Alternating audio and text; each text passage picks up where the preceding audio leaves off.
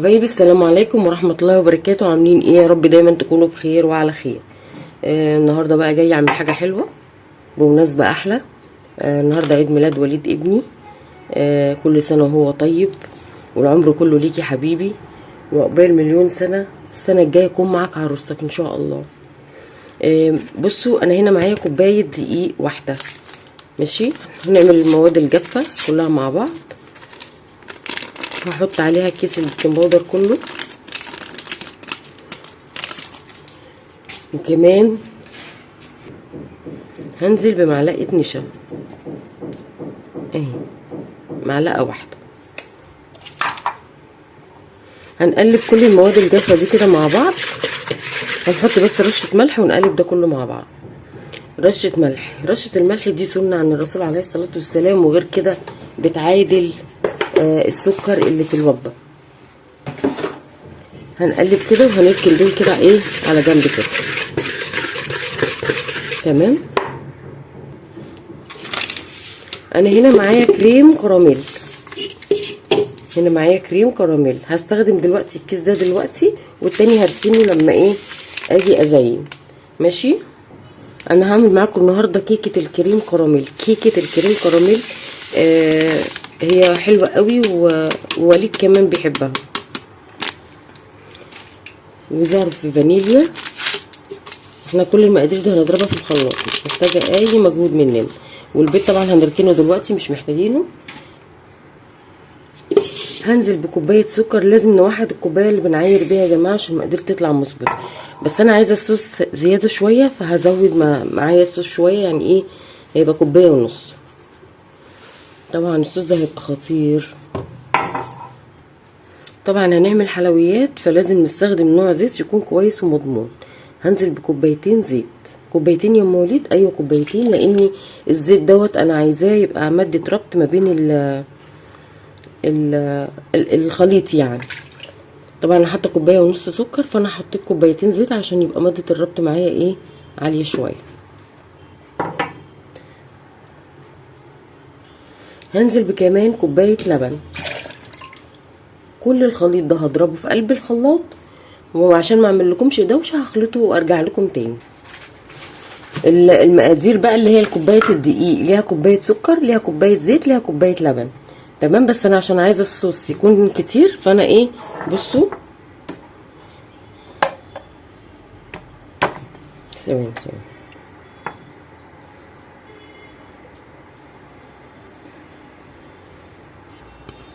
بصوا تقيل ازاي. ده ينفع لاي توبنج انت عايزه تحطيه. ممكن تعملي بصوا انا حطيت كوبايتين لبن على فكره، لان ما كانش عايز يمشي في الخلاط، فنسبه الزيت بتكون قد نسبه اللبن. بصوا تقيل ازاي، يبقى حلو قوي في اي توبنج انت تحطيه.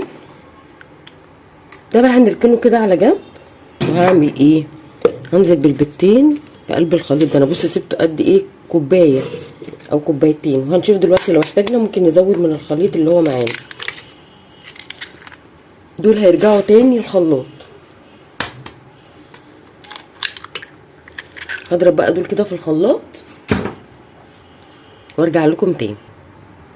هنا اهو انا ضربت الخليط كله اهو. هبتدي بقى انزل على الكيكه بتاعتي. هنا كوبايه دقيق وبيكنج باودر ورشه الملح ومعلقه نشا. طبعا الخليط معايا تقيل كده. انا حطيت الخليط بتاعي كله اهو، وهبتدي اقلب. ولو احتجت هاخد من الخليط اللي انا شايلاه او ازوده لبن.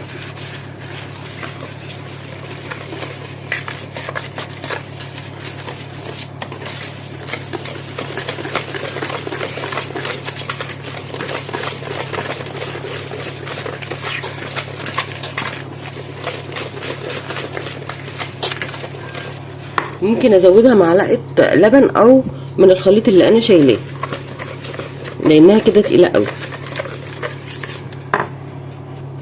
هزودها معلقه لبن.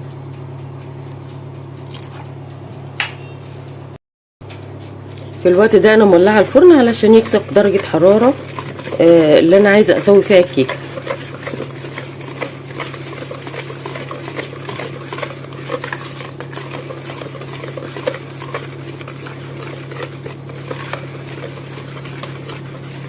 هزودها حبه لبن تاني لحد ما السمك معايا يبقى مظبوط.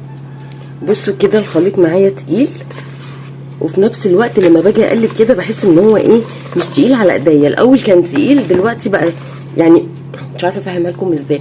يعني كنت بحس اني ماشي بالمضرب فيها بالعافيه، وكان تقيل زياده عن اللزوم، لكن دلوقتي تقيل وقوامه مظبوط. يعني بصوا اهو قوام الكيكه العاديه اهو، عشان تطلعيها بس مظبوطه معاكي وما تحتريش.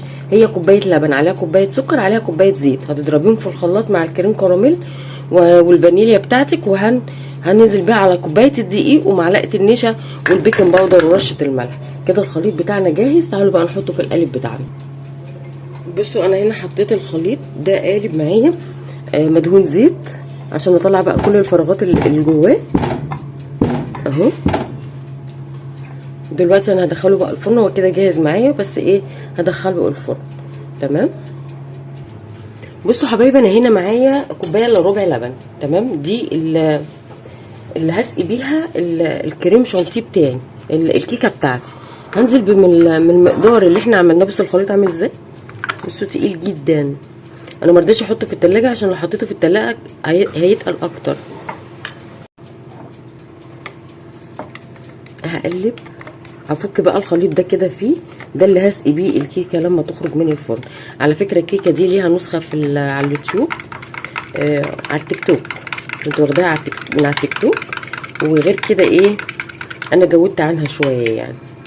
بس هي لو عملتيها بالنسخه الاصليه انا هنزلها لك بالنسخه الاصليه مع الفيديو بتاعي.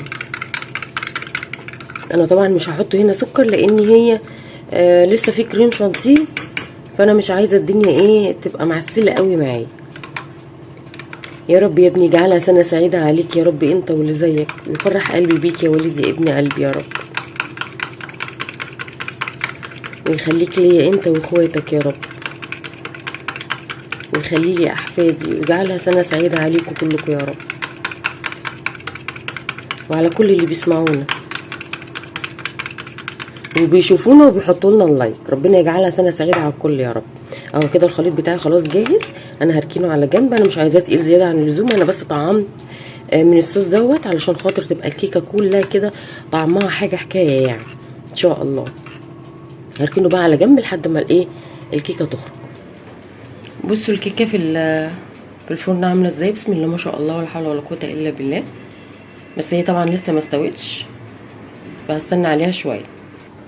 بصوا انا هنا معايا كوبايه لبن عشان اعمل كريم شانتيه.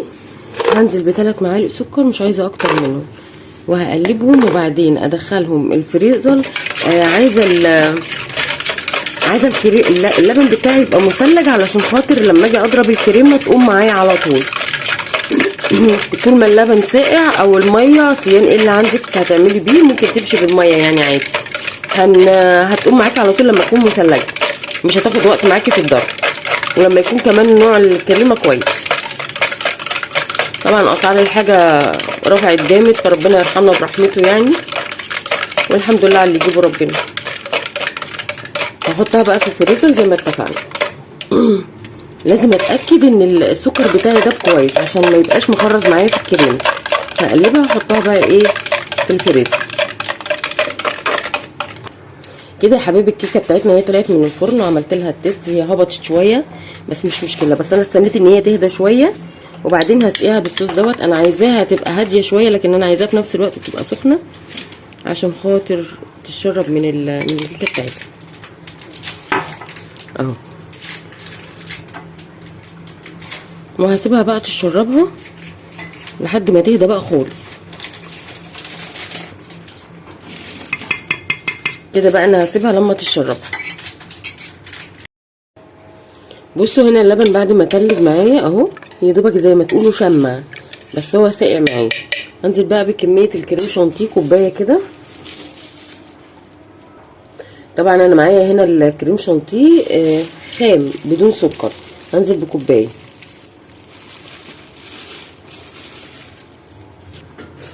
هقلب بقى الكريمه بتاعتي في اللبن علشان لما اجي اضرب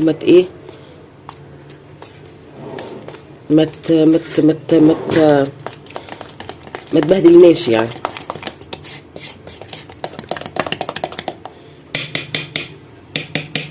هضربها بقى بالهند بلندر او مضرب البيت اللي عندك اعملي بيه، بس انا هضرب وارجع لكم علشان خاطر الصوت. انا ضربت اهو الكريم شانتيه ما شاء الله نوعيته حلوه قوي وزاد معايا. طبعا الكريمه لازم اتاكد، الكيكه لازم اتاكد ان هي بردت عشان ما تسيحليش الكريمه.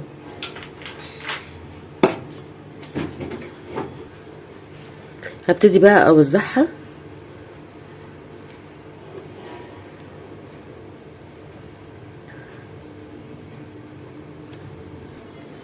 اهي. فردت الكريمه على الكيكه وهبتدي بقى انزل بالصوص. بصوا تقيل ازاي، يعني انت لو حطيتيه على اي حاجه توبنج هيبقى تحفه.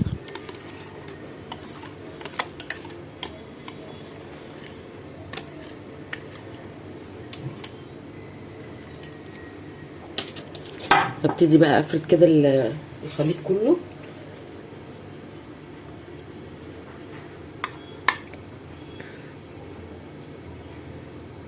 عشان كده انا ما بحبش ازود، انا فعلا بحب الحاجات الحلوه والحاجات المسكره، لكن ما بحبش السكر بتاعها يبقى اوفر قوي. بحب الحاجه حلوه لكن معقوله يعني.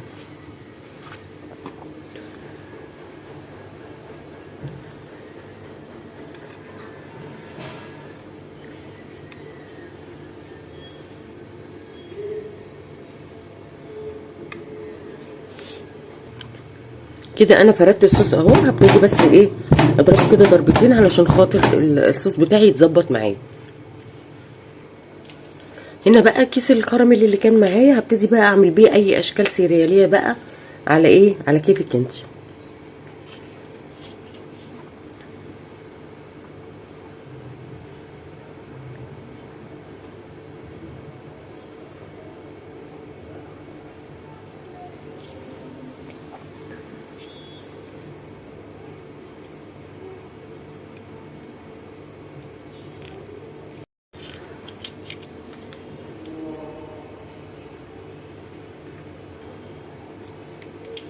مش مشكله اي شكل كده وخلاص.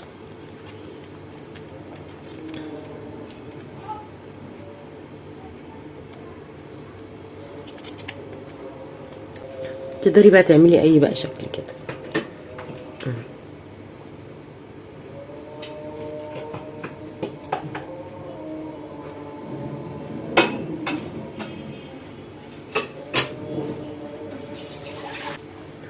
وبكده بقى التورته بتاعتنا بتاعت وليد جهزت. وبقول له كل سنه وانت طيب يا حبيبي، وعقبال مليون سنه والعمر كله يا ابني يا رب في سعاده وفرح وفي هنا، وربنا يوعدك ببنت الحلال اللي تستاهلك وتقدرك، وربنا يخليك ليا ودايما تبقى فرحتي انت واخواتك يا رب. وكمان بقول لآية بنتي كل سنه وانت طيبه يا آية، عشان برضو كان عيد ميلادها في اول الشهر ووليد في اخر الشهر. فمن هنا بقول لكم كل سنه وانتم طيبين يا ولادي، وعقبال مليون سنه يا رب. ربنا يخليكم ليا ويخلي احفادي يا رب، ويخلي ابوكوا دايما تاج فوق راسنا يا رب، وربنا يبارك في اسرتي الصغيره. والسلام عليكم ورحمه الله وبركاته. فضلا منكم وليس امر، يا ريت الاشتراك في القناه والدعوه الحلوه والتعليق واللايك، بالله عليكم اللايك. والسلام عليكم ورحمه الله وبركاته.